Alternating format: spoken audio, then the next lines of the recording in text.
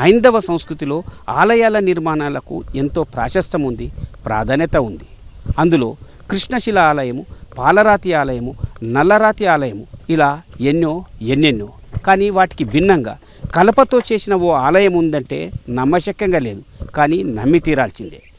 జీవన గమనంలో బతుకుదెరువుని, అడవి ప్రాధాన్యతను గుర్తించే ఆ ఆలయాన్ని చూడాలంటే మనము ఆదిలాబాద్ జిల్లా వెళ్ళాల్సిందే. ఇక ఆలస్యం ఎందుకు?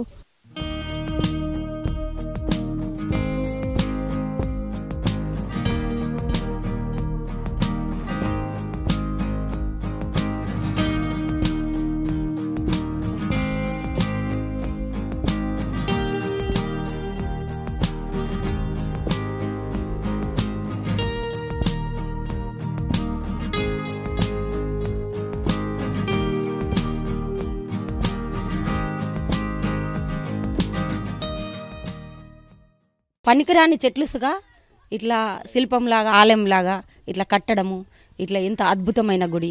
ఈ గుడి మనం నిజామాబాద్ డిస్టిక్లో కానీ, హైదరాబాద్ డిస్టిక్లో కానీ, ఎక్కడైనా తెలంగాణ డిస్టిక్లో ఎక్కడ లేదు.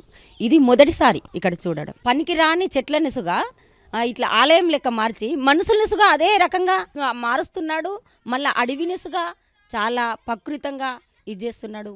బాగా అడవిని చల్లంగా కాపాడుతున్నాడు.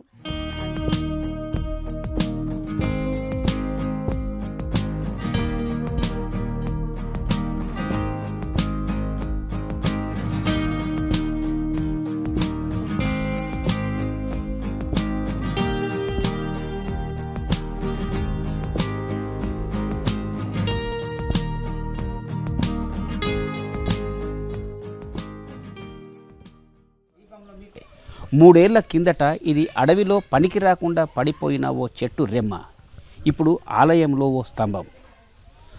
ఆశయం ఉండాలి కానీ అద్భుతాలు సాధించవచ్చడానికి ఇదే నిదర్శనం. ఇలాంటి స్తంభాలు ఇక్కడ 36 ఉన్నాయి.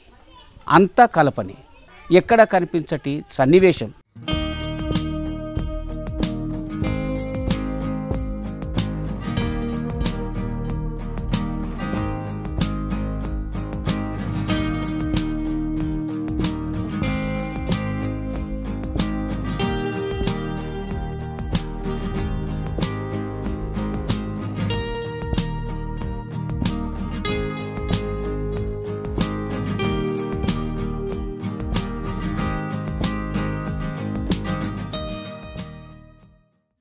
ఈ కట్టె అయితే పశుపతినాథ్ కాట్మాడో పోయినాం.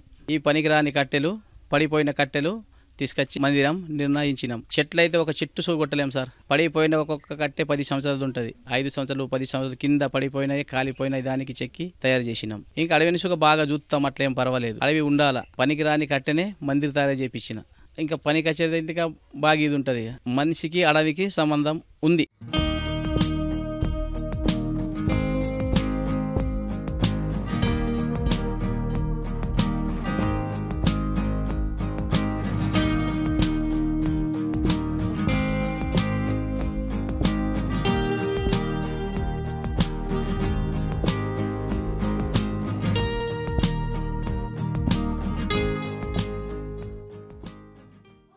మానవాళి మనుగడకు ఆయువు పోసే అడవిని కాపాడుకుంటేనే సురక్షితం, లేదంటే అంతా అనర్థమే. కలపతో నిర్మితమై ఉన్న ఈ ఆలయం అడవిని కాపాడుకునేలా స్ఫూర్తినిస్తుంది, భవిష్యత్ తరాలకు హితబోధ చేస్తుంది.